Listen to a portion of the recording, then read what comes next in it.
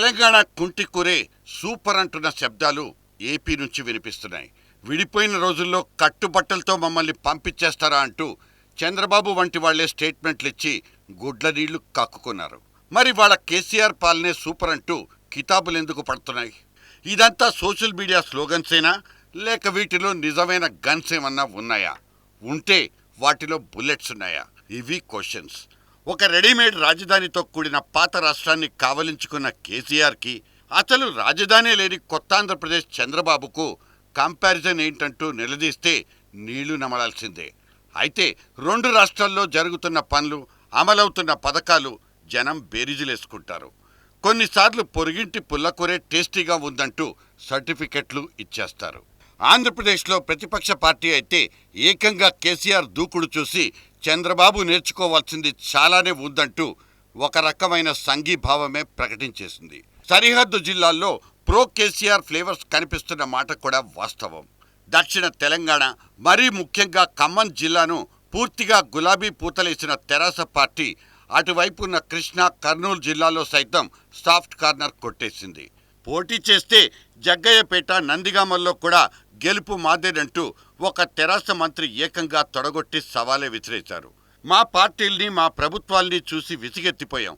మీరొచ్చి మా రాష్ట్రంలో పార్టీ పెట్టి మమ్మల్ని కూడా అలరిస్తారని ఆశిస్తూ ఇట్లు మీ అభిమానులంటూ కేసీఆర్ కొడుకు కేటీఆర్కు ట్విట్టర్లో వెల్కమ్ చెప్పేశాడు ఒక ఆంధ్ర పోరగాడు. మాకంత టైం లేదు బాసు అంటూ కేటీఆర్ కూడా సున్నితంగా తిరస్కరించేశారు. తెలంగాణ సర్కార్ని కాపీ పేస్ట్ చేస్తోందంటూ ఏపీ సర్కార్ మీద 2 ఏళ్లకు ముందే ఒక మచ్చ పడిపోయింది. కేసీఆర్ ప్రవేశపెట్టిన కొన్ని పథకాల్ని పేర్లు మార్చి రిబన్ కటింగ్ చేసిన చంద్రబాబు కూడా విమర్శల పాలైనట్లు గుర్తుంది. దీనికి తోడు అసెంబ్లీలో చర్చ కంటే రచ్చలే ఎక్కువగా జరగడం ఏపీ రాజకీయాల మీద అక్కడి జనాభాకు వెగటు పుట్టేలా చేసిందా?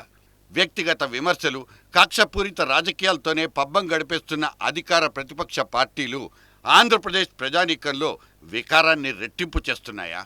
ఒకప్పుడు ఆగర్భ శత్రువులా కనిపించిన కేసీఆర్ ఇవాళ కొంతమందికి ఆపద్బాంధవుడిగా మారిపోవడానికి ఇంతకంటే కారణాలు ఇంకేవైనా ఉండొచ్చా? కేసీఆర్ కొడుకు కేటీఆర్ ఇప్పటికే నాన్న చెప్పుల్లో కాళ్లు పెట్టేశారు. ఐటీ శాఖను చంకలో పెట్టుకుని విదేశాలకెళ్లి కావలసినన్ని ప్రాజెక్టుల్ని జేబులో వేసుకుని వచ్చినట్టు కనిపిస్తుంది. నువ్వు నేను సేమ్ టు సేమ్ అంటూ ఎగ్జాక్ట్గా కట్ అండ్ పేస్ట్లా అదే ఐటీ శాఖను తాను చంకలో పెట్టేసుకున్న చిన్నబాబు కూడా నాన్న చెప్పుల్లో కాళ్లు పెట్టారు. కానీ సైజే మరీ పెద్దదైపోయినట్టు కనిపిస్తుంది. నడక నేర్చుకుంటున్న చిన్నబాబుకు ఇంకా టైం పట్టొచ్చు. కానీ కేసీఆర్ మాత్రం కేటీఆర్కు పరిగెత్తడం ఎప్పుడో నేర్పించేశారు. తెలంగాణలో డబుల్ స్పీడ్లో నిర్ణయాలు వస్తున్నాయి, అంతే స్పీడ్గా వరాలు కురుస్తున్నాయి. కానీ అమల్లోనే స్పీడ్ లేదన్నది ఇక్కడ పడిపోతున్న విమర్శ. ఏపీలో నిర్ణయాలేమో కానీ ఎప్పుడూ నిబంధనలు, షరతులే గట్టిగా వినిపిస్తుంటాయి. అటువంటి టర్మ్స్ అండ్ కండిషన్స్తో కూడిన గవర్నెన్స్ గురించి జనాలకే క్లారిటీలు రావడం లేదు. వచ్చినా షార్ట్కట్లో రిజల్ట్స్ ఆశించే వాళ్లకు అక్కడ అసంతృప్తి సహజమే. న్యాచురల్గా పొరుగింటి కుంటికూరంటేనే జనం ఇష్టపడతారు.